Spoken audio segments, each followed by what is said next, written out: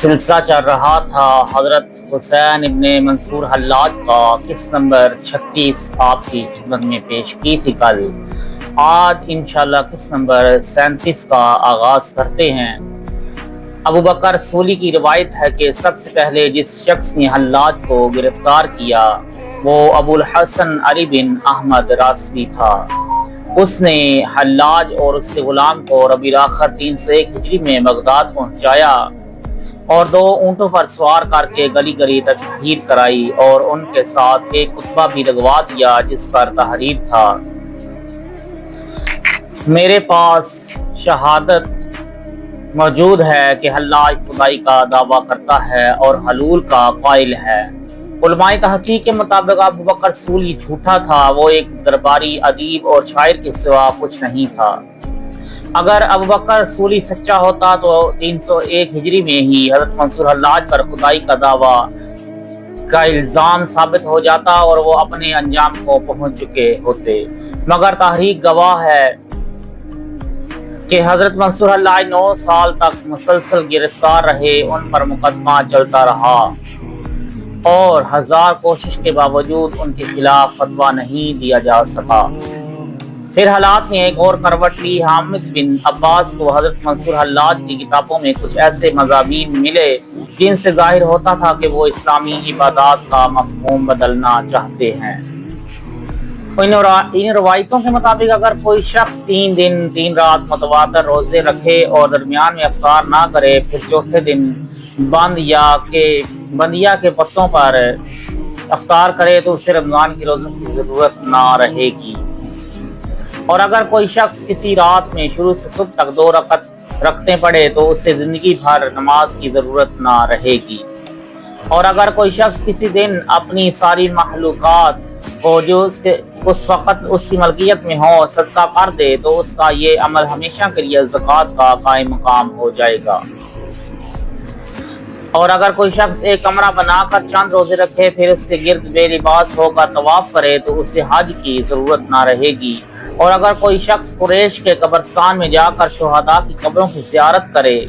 اور وہاں 10 روز قیام کر کے نماز پڑھے اور دعا کرتا رہے اور متواتر روزے رکھے اور افطار کے وقت جو کی روٹی، تھوڑی سی روٹی اور خالص نمک کے سوا کچھ نہ کھائے تو اسے تمام عمر عبادت کی ضرورت نہ رہے گی۔ حامد بن عباس نے بغداد کے علماء، فقہاء اور قاضیوں کو جمع کیا، پھر حلاج کو ایک کتاب دکھا کر پوچھا: تم اس کتاب کو پہچانتے ہو؟ حضرت منصور حلاج نے بآواز بلند فرمایا: ہاں، یہ امام حسن بصری کی کتاب السنن ہے۔ حامد بن عباس نے دوسرا سوال کیا: کیا تم اس کتاب کے مضامین کو نہیں مانتے؟ کیوں نہیں؟ حضرت منصور حلاج نے فرمایا: یہ تو ایسی کتاب ہے کہ میں اللہ تعالیٰ کے ساتھ اس کے موافق معاملہ کرتا ہوں، یعنی میں اس کتاب کے مضامین کے مطابق اسلامی احکام پر عمل کرتا ہوں۔ حضرت منصور حلاج کا جواب سن کر قاضی ابو عمر نے کہا: یہ کتاب تو سراسر اسلامی احکام کے منافی ہے۔ اس کے بعد قاضی ابو عمر نے حضرت منصور حلاج سے بہت دیر تک جرح کی اور اس بحث کے دوران ان کے منہ سے نکل گیا: حلاج کا خون حلال ہے، یعنی وہ واجب القتل ہیں۔ اس کے بعد قاضی ابو عمر نے حضرت منصور حلاج کے قتل کا فتویٰ دے دیا اور دوسرے علماء نے اس فتوے پر دستخط کر دیے۔ علماء تحقیق نے اس واقعے پر اپنی رائے کا اظہار کرتے ہوئے لکھا ہے کہ حضرت منصور حلاج کو کتاب کا مضمون نہیں سنایا گیا، صرف دور سے کتاب دکھا کر سوال کیا گیا کہ اس کتاب کو مانتے ہو یا نہیں مانتے۔ حضرت منصور حلاج نے جواب میں فرمایا کہ یہ کتاب امام حسن بصری کی ہے اور میں اس کے مضامین کے مطابق عمل کرتا ہوں۔ حلاج نے جواب میں فرمایا کہ یہ کتاب امام حسن بصری کی ہے اور میں اس کے مضامین کے مطابق عمل کرتا ہوں۔ اس جواب سے صاف ظاہر ہے کہ حضرت منصور حلاج حضرت امام حسن بصری جیسے بزرگ اور محدث کی تحریروں پر یقین رکھتے تھے، پھر وہ واجب القتل کیوں قرار دیے؟ بعض علماء نے اس طرف بھی اشارہ کیا ہے کہ دشمنان اسلام نے فریب کاری کے ساتھ اس کتاب میں اپنی طرف سے کچھ غیر اسلامی باتیں شامل کر دی تھیں اور حضرت منصور حلاج اس تحریف سے بے خبر تھے۔ ہماری رائے میں اگر حضرت حسین بن منصور بے خبر تھے تو قاضی ابو عمر تو باخبر تھے، پہلے انہیں تحقیق کرنی چاہیے تھی۔ کہ حضرت امام حسن بصری کی کتاب اصلی نسخے کے مطابق ہے یا نہیں، اور اگر وہ کتاب امام حسن بصری کی نہیں تھی تو قاضی ابو عمر کو واضح کر دینا چاہیے تھا کہ اس تصنیف کا امام حسن بصری سے کوئی تعلق نہیں۔ پھر جن مضامین اور احکام کے ماننے کے سلسلے میں حضرت منصور حلاج کو واجب القتل قرار دیا گیا، انہیں فردن فردن پڑھ کر سنانا چاہیے تھا۔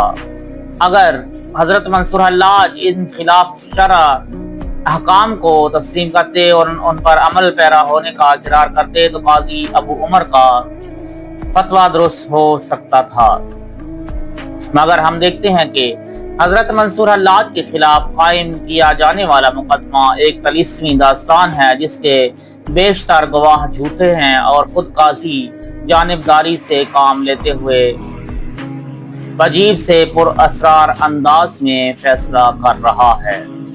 مولانا ظفر احمد عثمانی نے اپنی تعریف سیرت منصور حلاج میں اس واقعے پر تبصرہ کرتے ہوئے لکھا ہے کہ جو شخص کئی بار مکہ معظمہ جا کر سالہ سال قیام کرتا ہو، بار بار حج کرتا ہو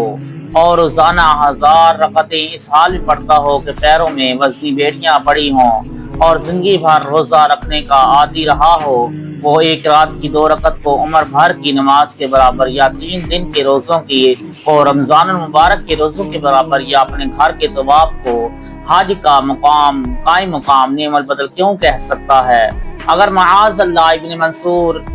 ساحر و زندیق ہوتے تو خود اپنی ذات کے لیے روزانہ 1000 رکعتیں کیوں پڑھتے، زندگی بھر روزے کیوں رکھتے، بار بار سفر حج کیوں اختیار کرتے اور مکہ معظمہ میں طویل مدت تک قیام کیوں کرتے؟ بس یقیناً کسی نے یہ مضامین امام حسن بصری کی کتاب السنن میں اپنی طرف سے شامل کر دیے تھے۔